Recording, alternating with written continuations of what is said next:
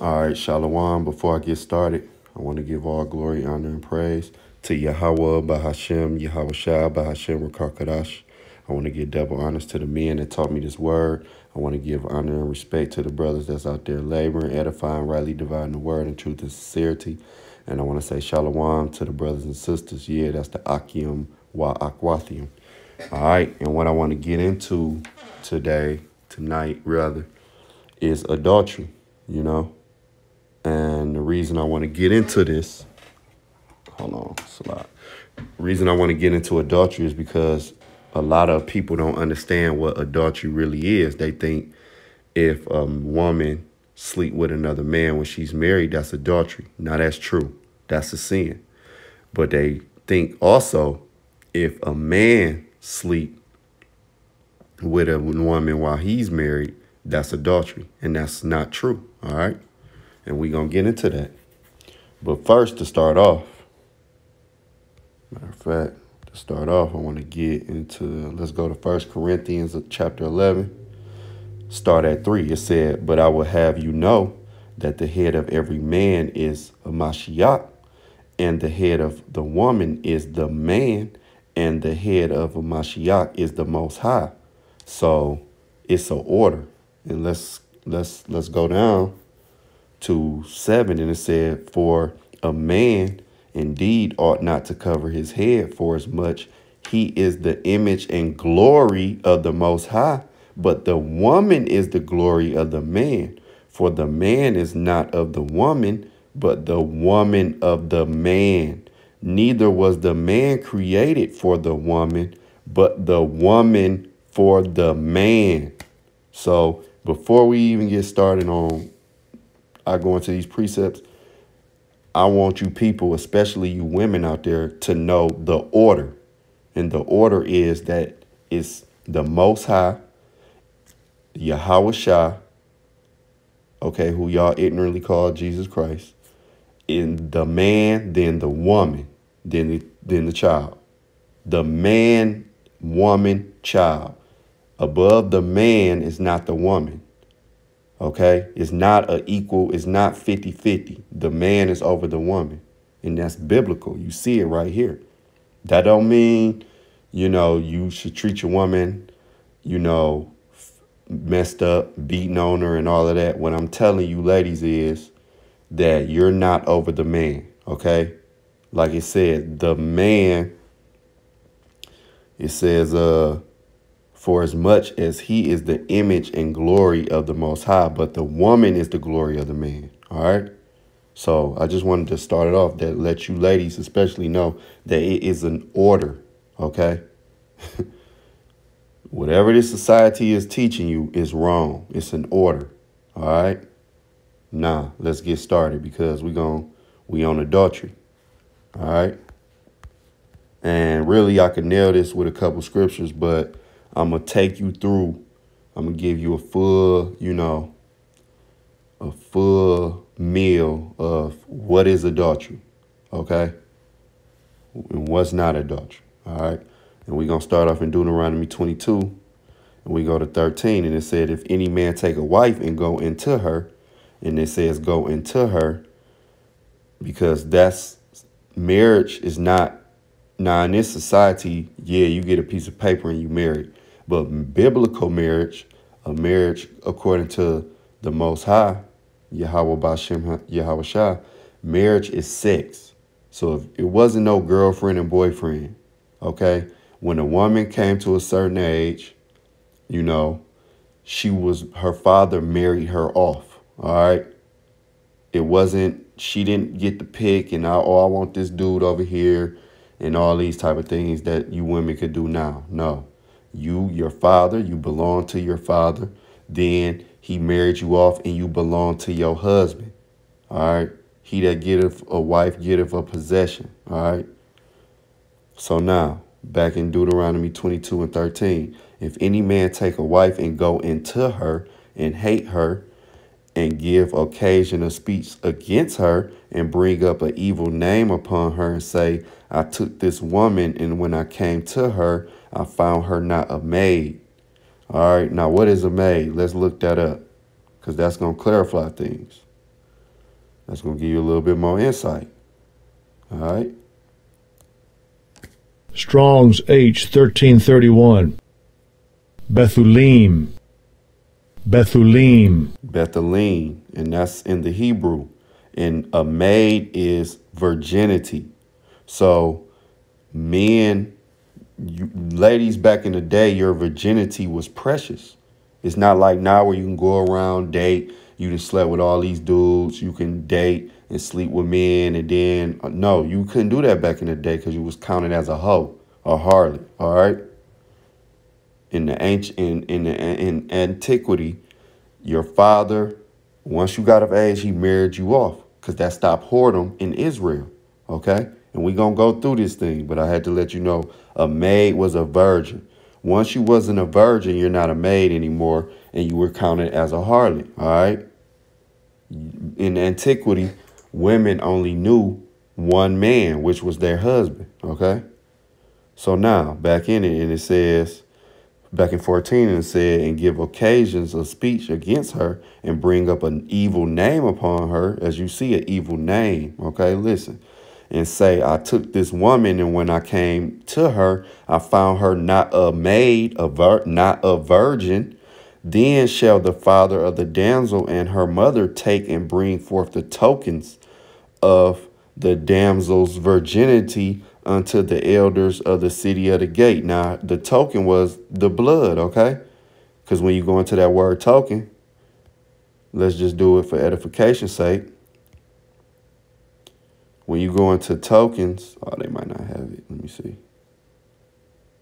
Right. So when you go into token, sign of definite direct object. OK, tokens basically mean a sign of a woman's virginity. Because when you got married in the ancient world, you and the guy, you would go in a tent, you would go in a home, you would have sex.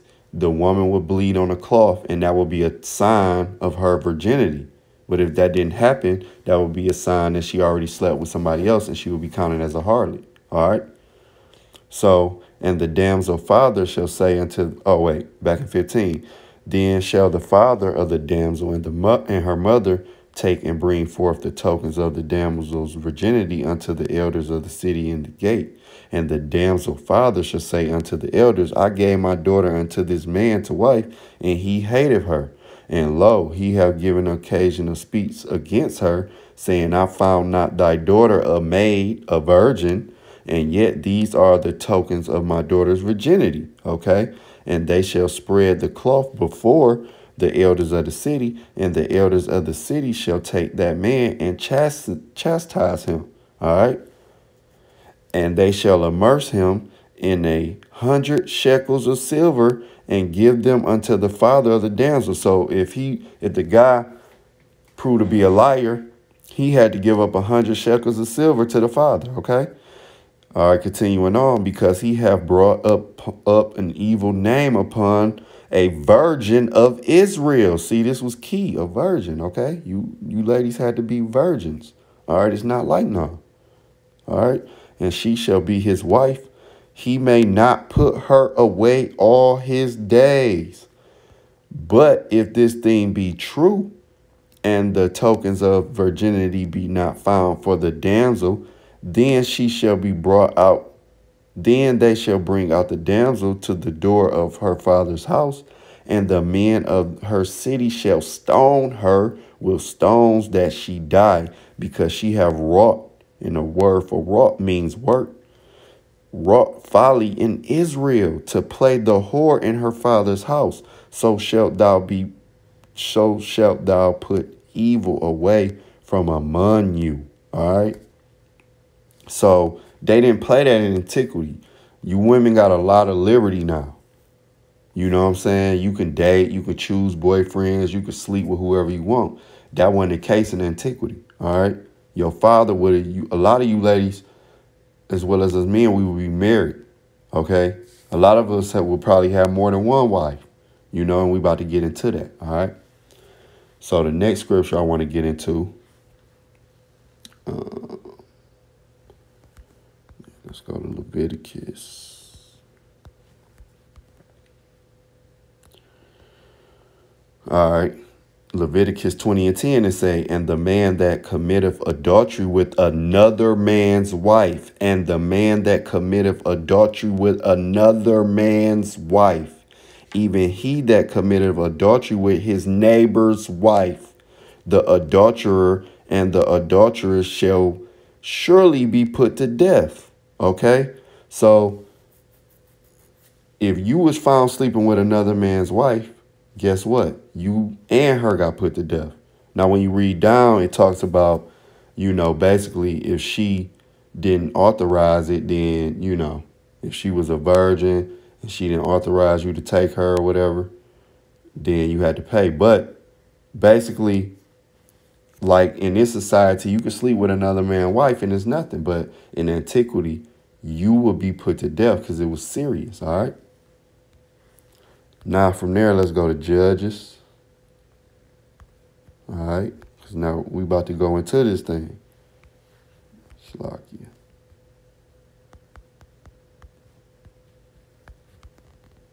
All right. Let's go to Judges chapter 8. And we going to start at 30, all right? Now, this is Gideon, right? He basically was sent to save Israel from the Midianites, all right? So, Judges 8 and 30. Salakia, give me 1 second. I want to see something. All right, Judges 8:30. Yep, all right, so start at 30. And Gideon had 70 sons of his body begotten, for he had many wives. And his concubine that was in Shechem, she also bare him a son. So we had wives and concubines. It was nothing wrong for us to have wives and concubines, okay? Let's look up that word concubine for edification's sake.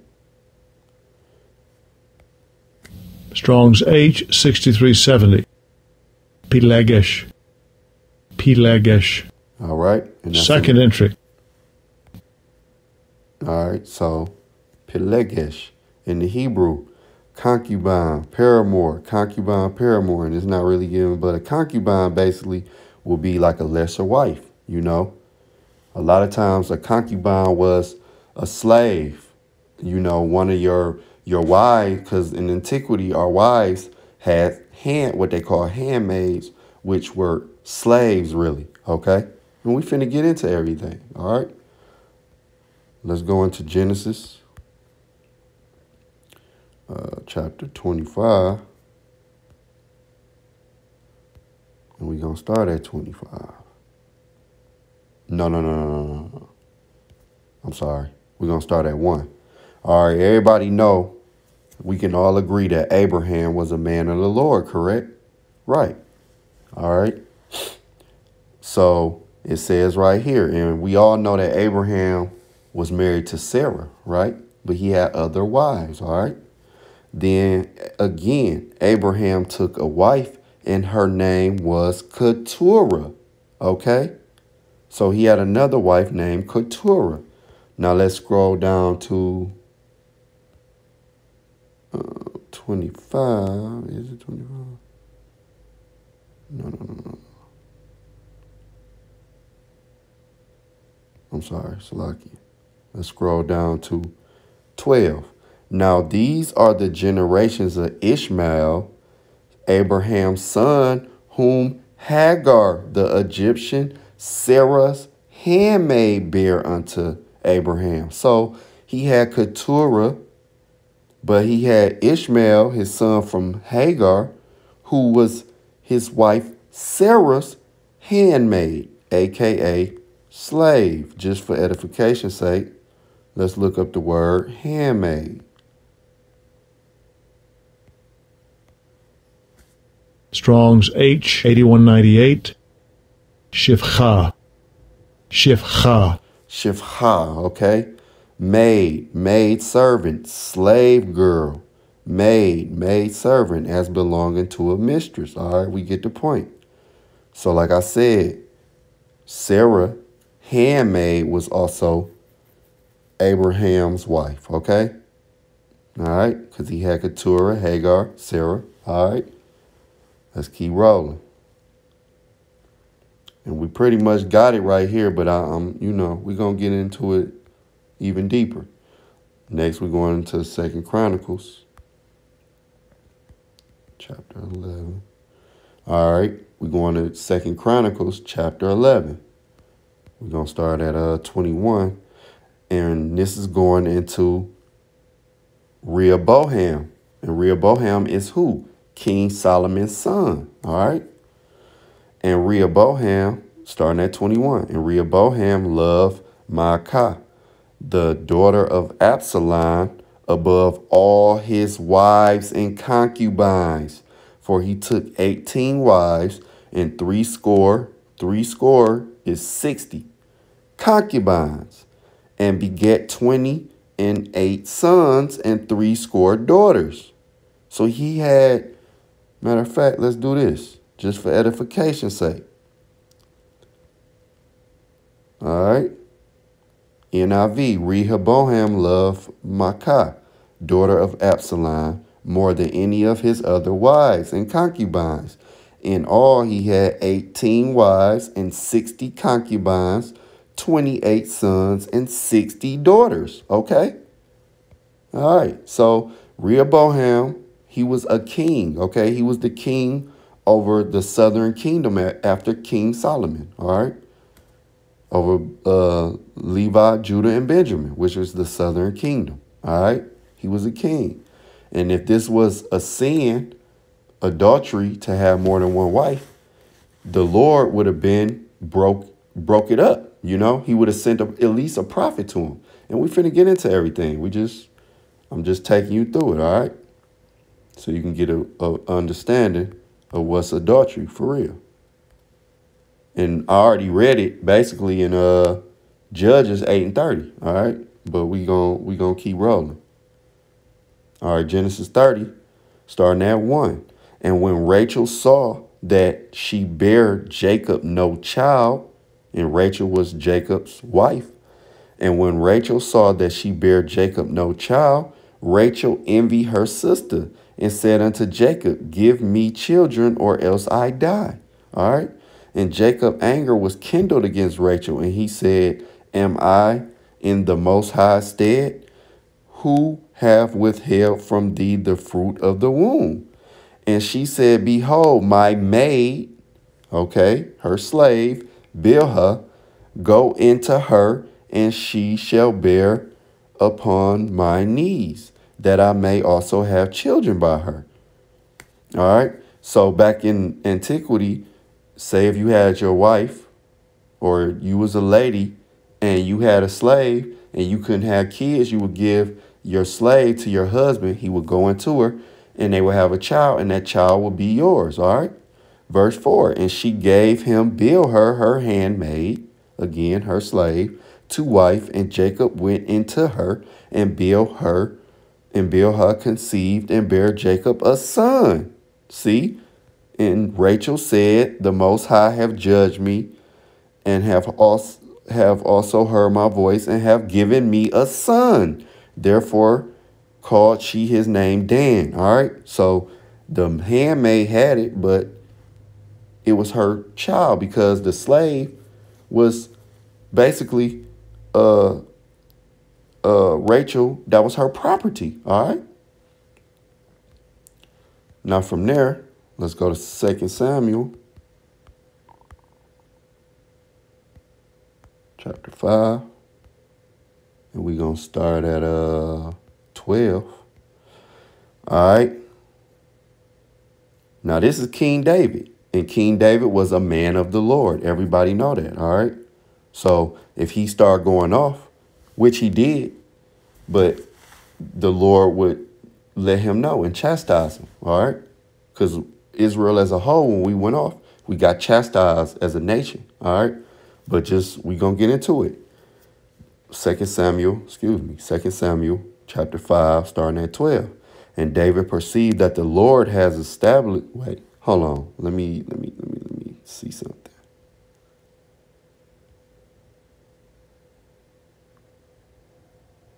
Let me see something.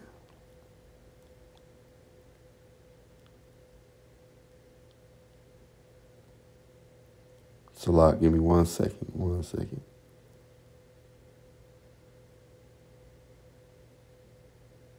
Okay. Let's start at 10. And David went on, getting to the point. And David went on and grew great, and the Lord power of hosts was with him. All right. I just wanted to prove that point, that the Lord was with him. We all know King David was a man of the Lord. All right. So now let's go to 12. And David perceived that the Lord had established him king over Israel, and that he had exalted his kingdom for his people Israel's sake. All right. 13. And David took him more concubines and wives out of Jerusalem after he was come out of Hebron, and there were yet sons and daughters born to David. All right. So let's keep going, because, you know, I want y'all to get the full understanding of what is adultery. And it's not what you've been taught in these churches, that, or if you a dude, it's been many divorces because the woman say, oh, my husband cheated on me. A man can't cheat on you, okay? You can cheat on that man, but a man can't cheat on you. If a man is dealing with 5 women, he's not committing adultery, okay? Unless one of those women or some of those women are married, then he's committing adultery. Hence, going back to Leviticus, okay?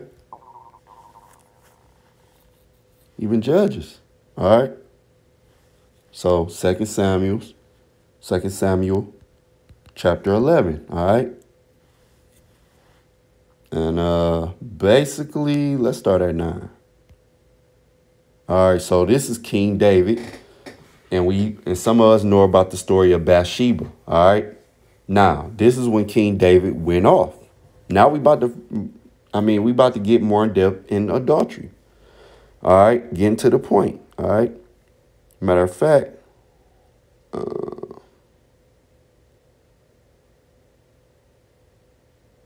let's start at 2. And it came to pass in the evening tide that David arose from off his bed and walked upon the roof of the king's house.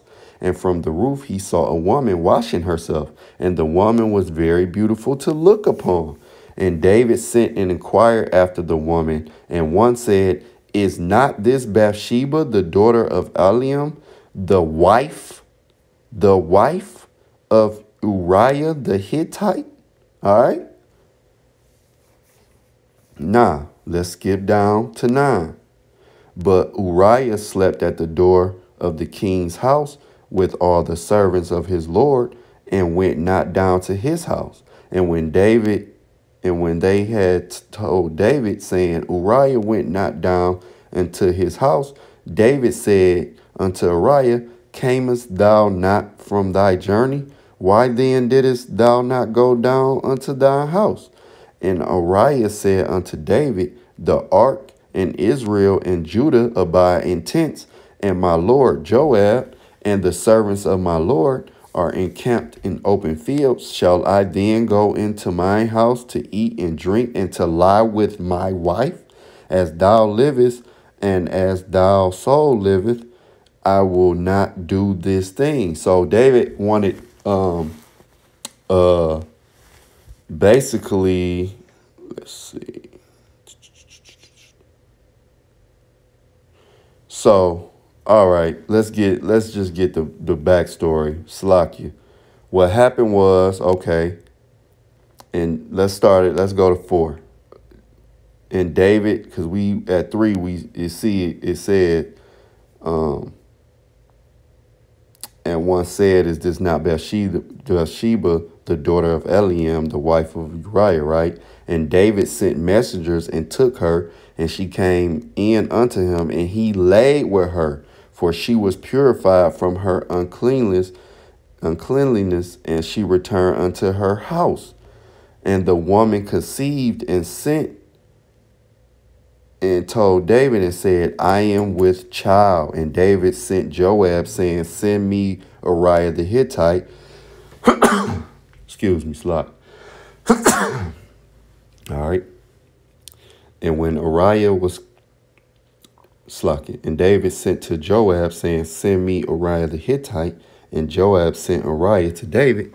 And when Uriah was coming to David, David demanded of him how Joab did, and how the people did, and how the war prospered. And David said unto Uriah, go down to thy house and wash thy feet. And Uriah departed out of the king's house, and there followed him a mess of meat from the king. But see, David wanted Uriah to go to his house to sleep with his wife. You know what I'm saying? Because,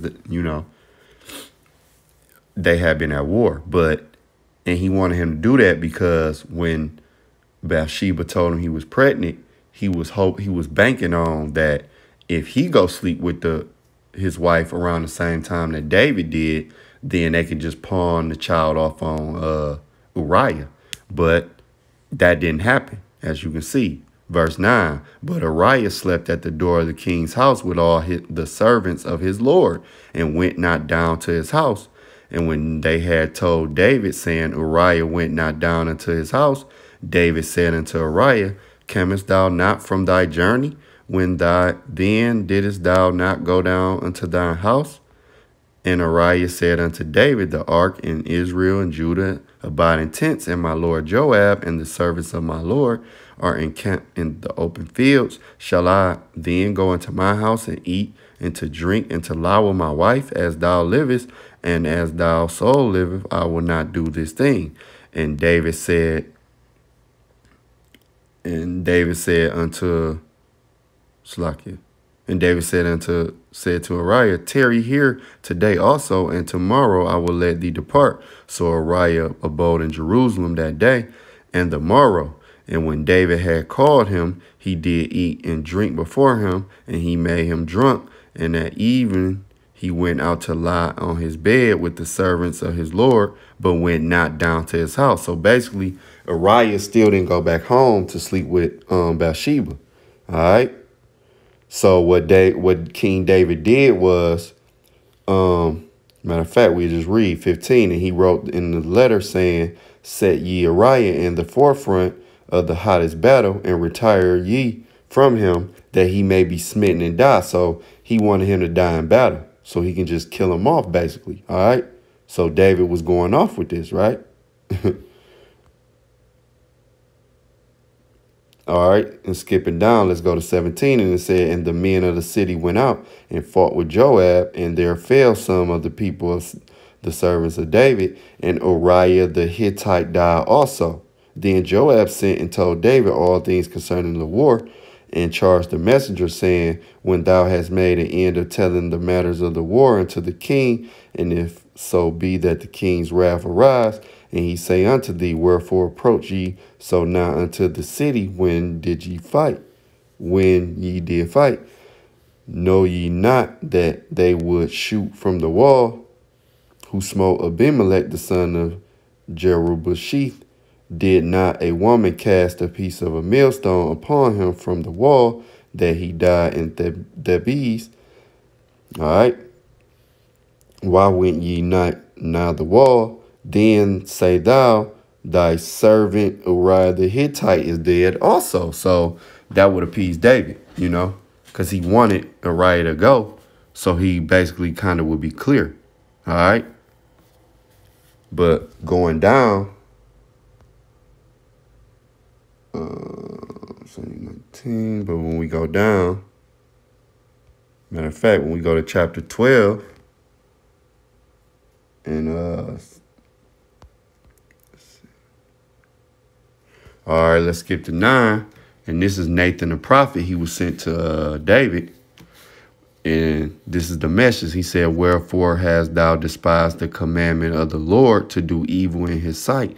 Thou hast killed Uriah the Hittite with the sword, and hast taken his wife to be thy wife, and hast slain him with the sword of the children of Ammon. Now therefore the sword shall never depart from thine house, because thou hast despised me, and hast taken thy wife of Uriah the Hittite to be thy wife. Thus said the Lord, behold, I will raise up evil against thee out of thine own house, and I will take thy wives before thine eyes, and give them unto thy neighbor, and he shall lie with thy wives in the sight of this sun. See? So if it was a sin to have more than one woman, more than one wife, that would have been stated. The sin was him sleeping with another man's wife. All right. That was the sin. All right. Let's get into some more scripture. Let's go to 1 Kings. All right. All right. Now this King Solomon, which was another man of the Lord. All right. This is David's son. All right. King Solomon was the wisest king of all. All right. But King Solomon loved many strange women together with the daughter of Pharaoh. Now, the daughter of Pharaoh was his wife. All right. Together with the daughter of Pharaoh, women of the Moabites, Ammonites, Edomites, Zidonians, and Hittites, of the nations concerning which the Lord said unto the children of Israel, ye should not go into them, neither shall they come unto you, for surely they will turn away your heart after their gods. Okay. All right. Solomon clave unto these in love, and he had 700 wives, princesses, and 300 concubines, and his wives turned away his heart. For it came to pass when Solomon was old that his wives turned away his heart after other gods, and his heart was not perfect with the Lord his power, and was the heart of David his father. All right. So basically, Solomon, where he went off is not having the wives, it was letting the women turn away his heart.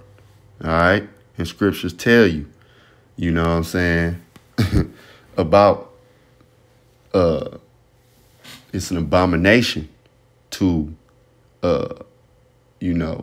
sacrifice and worship these false idols, false gods, man. All right. So basically, you should get the picture, but I got a little bit more.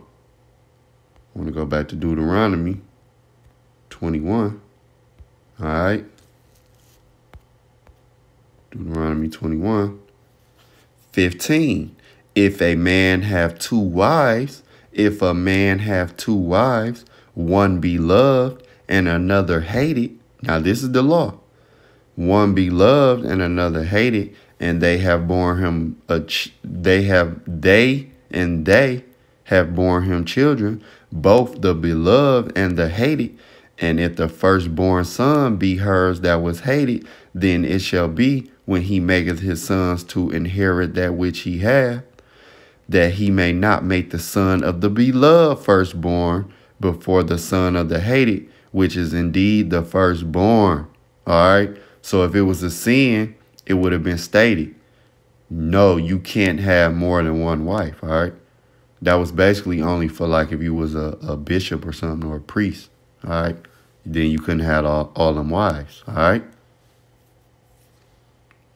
So now, let's go to Proverbs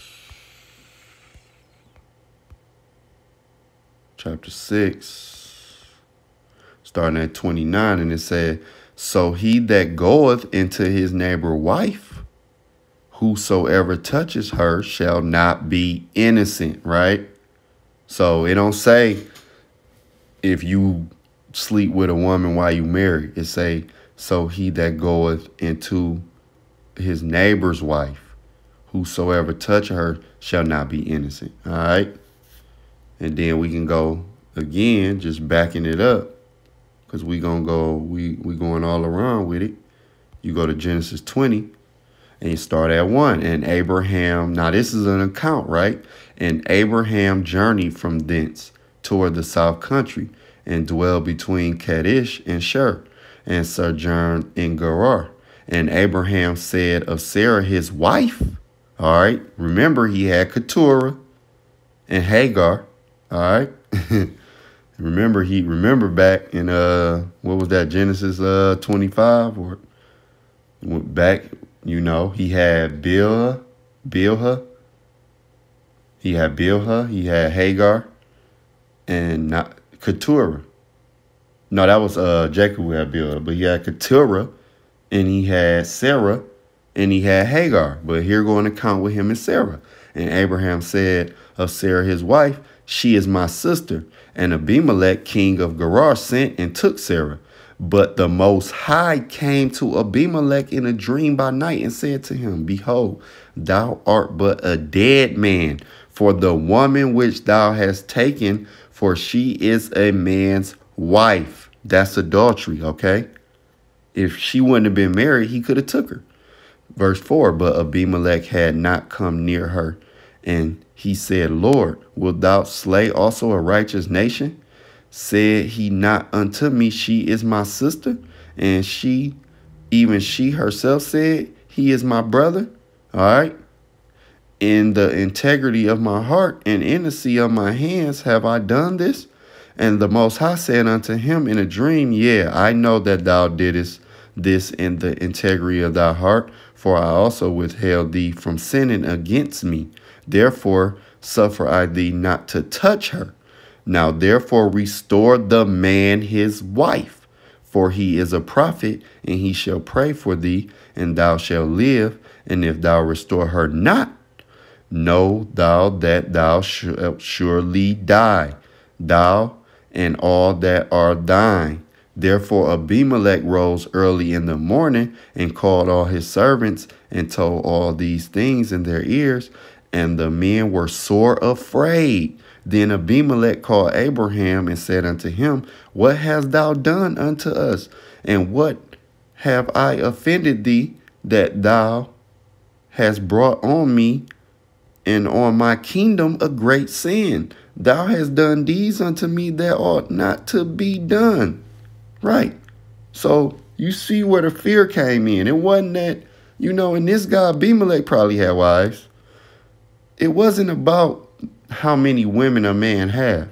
It was about if you were sleeping with another man's wife. Okay.